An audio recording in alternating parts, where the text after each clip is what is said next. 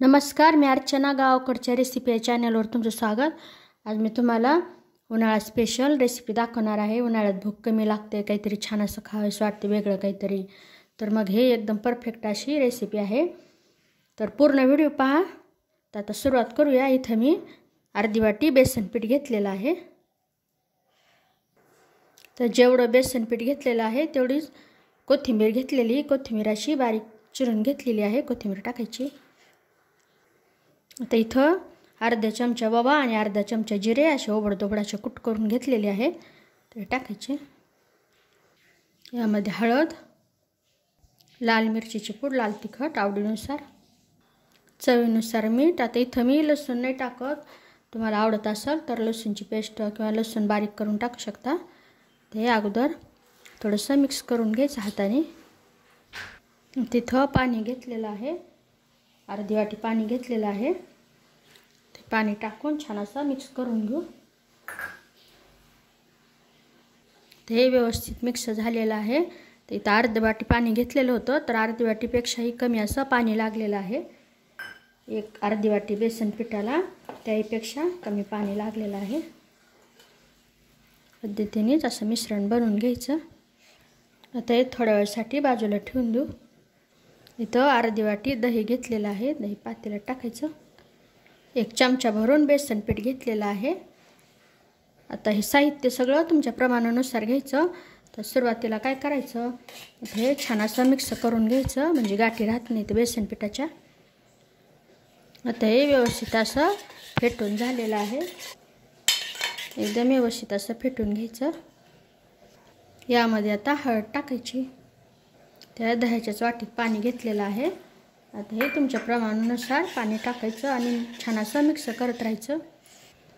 आता हे पाणी टाकून झालेलं आहे, असंच राहू द्यायचं। आता जरी पातळ वाटत असेल तर असंच राहू द्यायचं, नंतर घट्ट होतं। नंतर वाटल्यास जर जास्त पातळ जर वाटलं तर नंतर तुम्ही यामध्ये बेसन पीठ मिक्स करू शकता, पण सुरुवातीला जास्त बेसन पीठ नाही वापरायचं। चवीनुसार मीठ। आता हे पण बाजूला ठेवून देऊ। लसूण सोलून त्याचे तुकडे करून घेतलेले, कट करून घेतलेले आहे। लसूण असाच कट करून घ्यायचा, ठेचून नाही घ्यायचा, कारण मग चवीमध्ये बदल होतो, त्यामुळे लसूण सोलून बारीक कट करायचं।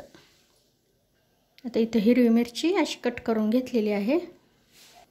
पातेल्यामध्ये तेल टाकायचं। तेलामध्ये मोहरी छान तडतडली की हे लसूण बारीक कट केलेला लसूण टाकल्यानंतर छान असा गुलाबी रंग येऊ द्यायचा लसणाला। गॅसच्याच कमी ठेवायची, म्हणजे लसूण करपणार नाही आणि गुलाबी रंग येईल। लसणाला इथं छान असा गुलाबी रंग आलेला आहे, खमंग सुगंध सुटलेला। मिरची टाकायची।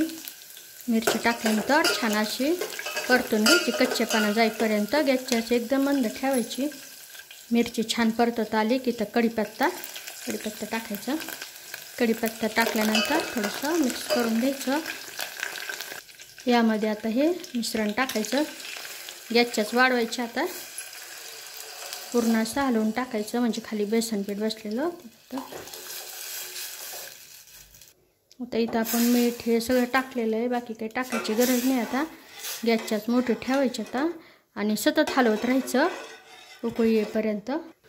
आता उकळी येईपर्यंत सतत हलवत राहायचं। तळालाही बेसन पीठ लागत नाही आणि कढी फुटण्याची भीती राहत नाही, त्यामुळं सतत असं हलवत राहायचं उकळी येईपर्यंत। इथं उकळी यायला सुरुवात झाली, उकळी आलेली आहे। हाताला असं जळसर असं लागतं, घट्टपणा यायला सुरुवात होती। गॅसच्याच एकदम कमी करायची, कढी यामध्येच राहू द्यायची। तर गॅसच्याच कमी करून त्या बोटाला थोडंसं तेल लावून घेतलेलं आहे, त्याचे छोटे छोटे गोळे असे टाकत राहायचे।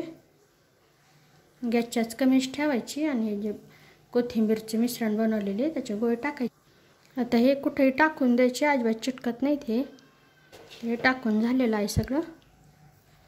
काय करायचं, हलक्या हाताने थोडंसं मिक्स करून घ्यायचं। जर 2 मिनटं राहू देऊ असंच आता, आणि थोडंसं असं हलवायचं हलक्या हाताने। ते टाकलेले गोळे वरती आले पाहिजे। गॅसच्याच मध्यम केलेली आहे। 2 मिनटानंतर गॅसच्याच एकदम मंद करून टाकायची। आता चांगलं 5 मिनटापर्यंत ठेवून देऊ, म्हणजे कढी छान शिजते, हे गोळे छान शिजतात. आता इथं 5 मिनटं झालेली आहेत. गॅस बंद करून टाकायचा. बघा आपण जे टाकलेले आहेत हे वडे होऊन डबल झालेले आहेत. अजिबात असे तुटलेले नाहीत. एकदम जसे टाकलेले आहेत तसे सुट्टे सुट्टे राहिलेले आहेत. तर नक्कीच बनवा. एकदम साधी पण एकदम खमंग अशी रेसिपी ही.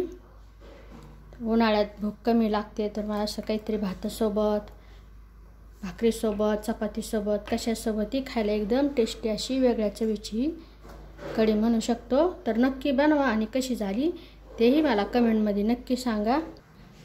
अशा माझ्या साध्या सोप्या पद्धतीच्या रेसिपीज तुम्हाला आवडत असतील तर माझ्या चॅनलला सबस्क्राईब करा आणि रेसिपीजला लाईक करा.